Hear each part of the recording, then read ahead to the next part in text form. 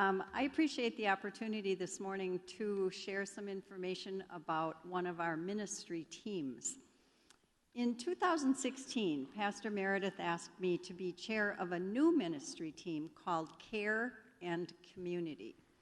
This team began with possibilities of what could be and has grown into a team that has made an incredible difference in the life of this congregation and community.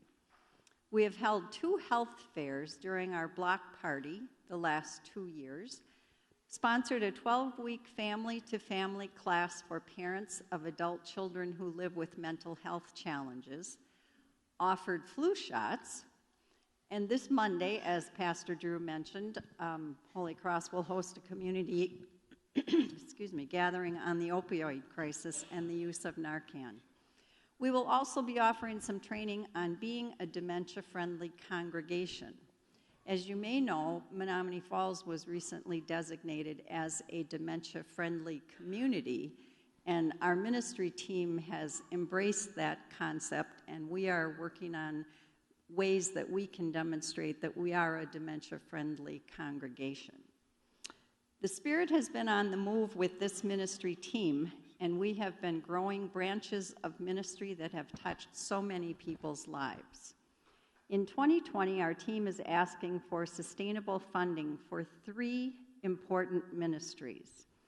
One is the weekly community meal held at St. James Catholic Church, which brings fellowship and nutrition to those who might otherwise be eating alone. Together with many congregations in our community, Holy Cross helps with providing the meal, setting up, and cleaning up on a rotational basis. Prayer shawls represent the arms of Jesus, bringing love, care, and presence through our prayer shawl ministry. Countless people have been comforted through this ministry. Chemo bags. What could be better than offering comfort to our brothers and sisters when they are facing some of the most challenging days of their life? We assemble comfort bags that we can provide to people who are experiencing chemotherapy treatment. We will be asking for donations soon. If you check the Grow in the next few weeks, we will provide a very specific list of items that we are looking for, so we can sustain our inventory and continue to offer these. We recently received a thank you from a recipient who stated, "Pastor Meredith gave me this chemo bag, and I was stunned with such a wonderful gift. When I got home, I felt like it was Christmas. Each time I unzipped another compartment, it was like opening an individual present. This was very surprising. When I took my chemo bag to the clinic for my next treatment, everyone who saw this was very impressed with such a wonderful gesture. Thank you, Holy Cross, for making me very humble and appreciative for this awesome gift." Next year, our ministry team will begin a new branch of ministry addressing one of the most frustrating issues for seniors: affordable and available transportation. When people can no longer drive or afford to maintain a vehicle. Can you believe that one of our seniors pays $50 for an Uber to bring her to worship from Sussex? Our faith community is enhanced when our seniors and definitely abled adults can join us in worship. Renting a van 1 weekend per month will allow those with transportation challenges to join us in worship. Sustainable funding for chemo bags, community banquet, and Young at Heart will provide hope and fellowship for those within and outside our doors. These goals will increase our team's funding by $7,500 in 2020. We look forward to your support through your giving. Lives are changed by what we do here. Can you feel the Spirit moving? Thank you.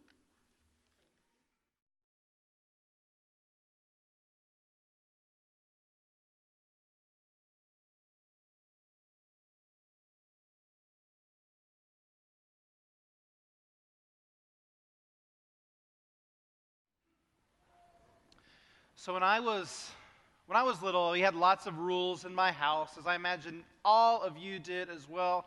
And one of the rules that just stuck with me that I remembered was, don't wander off. Because I guess when I was young, I had at least somewhat of a tendency to go my own way. Or maybe more often, I would stop and admire something while my family just kept on going. And my parents, they realized my tendency to do this, so they were clever enough to write me and my sisters a song that we could sing in case we wandered off. And the song went like this. I live at 1881 Capri Drive, Charleston, South Carolina, 7632849. My parents are Herman and Cindy Yost. And it must have worked, because I still remember it all to this day. But I only ever had to use that song for its original purpose one time. When I was about 7 or 8 years old, my mom was driving my sister and me around when she decided to stop at a grocery store just to run a quick errand. So she opened the doors, told us to get out of the car, but for whatever reason that day, I was not having it. No, I'm going to stay in the car. My mom wasn't going to fight me that day. She was just going to run in or run out anyway. She said, okay, Drew, stay in the car. Just don't wander off. So she and my sister went into the store, left me in the car. It didn't take long, though, for 7 or 8-year-old Drew to start imagining all of the worst case scenarios that could be happening inside that grocery store. And pretty soon I was convinced that something horrible had happened and my mom was not going to come back and get me. And after what felt like at least 2 hours, I later learned was only about 10 minutes. I just knew that she had forgotten me in that car. She was not going to come back, and I had to do something about it, and the only thing I could do was wander off. And so I went into that Piggly Wiggly, and I looked around, and sure enough, my mom wasn't anywhere to be found, and that's when the tears started rolling down my face. And finally, a store employee came and found me all whimpering and sniffling, and she said, "What's wrong? Who are you? Where are your parents?" And that's when 7-year-old crying Drew started to sing.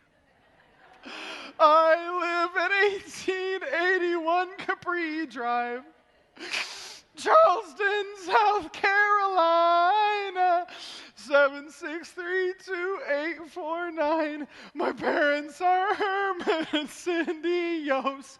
And of course I looked up and I heard then the sound of that employee's voice over the loudspeaker at Piggly Wiggly saying, we have a lost child at the front of the store. Is there a Cindy somewhere in the store?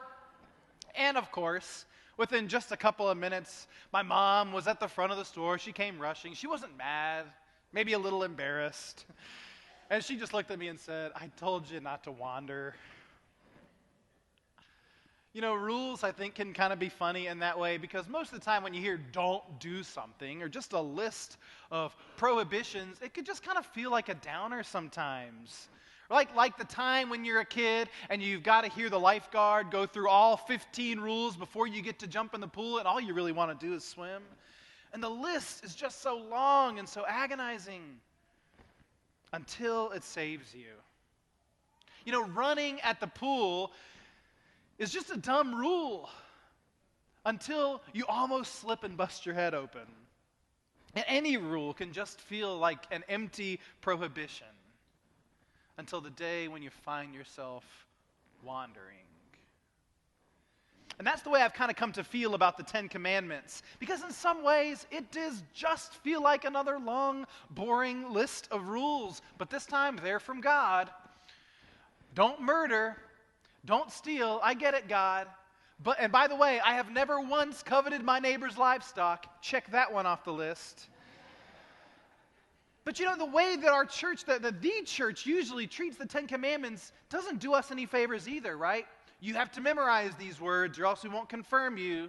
Or maybe if you see a kid running down the hall, honor your father and mother, kids. And we usually just think of it as this long list of thou shalt nots, which doesn't always square nicely with a God of grace and love and forgiveness. Sometimes it can just feel like God is just that strict lifeguard keeping us from having all the fun. But notice today where we heard the Ten Commandments, because the Ten Commandments actually shows up not once in the Bible, but twice. The first time is from the book of Exodus, when God meets Moses on the mountain and gives Moses the Ten Commandments. But our reading today was from Deuteronomy, so it didn't take place on the mountain. This is when Moses retells the Ten Commandments to the people. But it's not necessarily the same people because years have passed. A generation has passed. These people who Moses is telling the Ten Commandments to now, these are the kids who are wandering away from their parents when they first got the Ten Commandments. These are the adults who have been wandering in the desert for years. And this list comes right before the people of God are about to enter the promised land. It's almost like God is just saying to the people one more time, just don't wander off. But to these people and to us, wandering isn't just roaming through the desert or walking away from our parents. Wandering looks like turning to other gods, to money, to status. Wandering looks like using God's name to justify our oppression and hate. Wandering even looks like not taking time off. In fact, one of the major differences I see between the list in Exodus and the one in Deuteronomy is that commandment about the Sabbath. In Exodus we hear, remember the Sabbath day to keep it holy. But in Deuteronomy the language changes. Observe the Sabbath. Keep the Sabbath. Or even in the Hebrew, guard the Sabbath. And then God spends 3 verses explaining exactly what that means, which at first seems weird because it seems like one of those easy commandments to keep, right? But I think when we look at it more closely, it actually is one of the hardest. It's almost like through that commandment, God is saying to us, one of the ways in which I know you are most prone to wander off is by judging your worth by how much you get done in a day. How much time you spend at your job, how many sales you make, how many clients you see, how many reports you write, how much housework you get done, how many A's you get, how many after-school events you can get to, how many clubs you can join. It all goes back to that earlier commandment. We live in an age when work is an idol, achievement is an idol, busyness is an idol, productiveness is an idol, grades are an idol. Because we have to be honest, it feels so good when someone comes up to us and asks, how's it going? And we get to say, I am just so busy right now. Because the world has taught us that our worth comes from how busy we are. Or how many students in here have said, if I don't get an A on this test, my life is over. Because you have been told that you are what you produce and achieve. And what I think is, we think that's a modern thing. God knew this was going to be the case 3,000 years ago. And so God decided to spend a little extra time dwelling on that. Remember the Sabbath. Don't have idols. You need to take a day of rest for yourselves, for this earth, and for God. Don't wander off and forget who you are. And when you look at it that way, all of a sudden, these aren't just a list of thou shalt nots. These rules have the power to save us whenever we wander. Because it's rules like this that remind us exactly who we are. When we try to find our worth in our job or our busy lives or keeping up with our neighbors, it's these rules that call us back to God. When we try to get our way by coercion or belittling or violence or stealing, it's like God is right there saying, that's not who you are. Remember.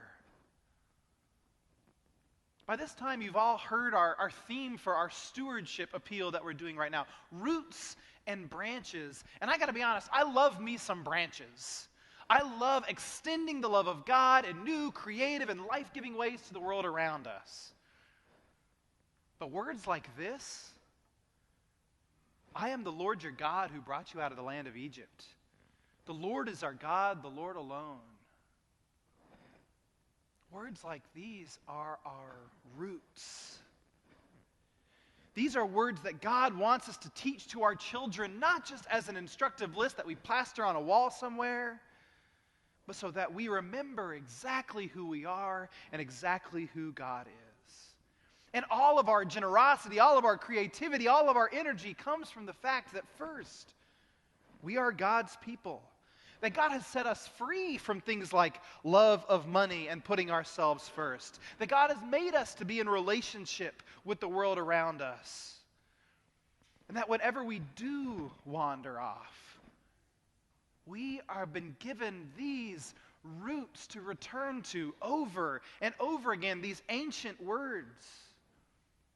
And so when we talk about giving to the church, giving abundantly, giving to the world around us, it's not just giving to the branches. We give from our roots because we know who we are. We give to defy a world that tells us that our only worth is how much we get done or how much money we have. We give to show that God has already given us a new way of being in the world. And we all know that there will come a day for each of us when it just feels like we've been locked in a car and forgotten by God. And whenever that day comes, we might wander, looking in every place we can for something that just reminds us who we are and that we are loved. But if we have this list, if we have these commandments, if we have this song deep in our hearts, even in our fear, we might have the courage to remember who we are. And that is what the 10 Commandments are for. So when that day comes, we can sing through our tears that we are beloved and we belong to God. And like a loving parent, God comes running to us and holds us close. Thanks be to God.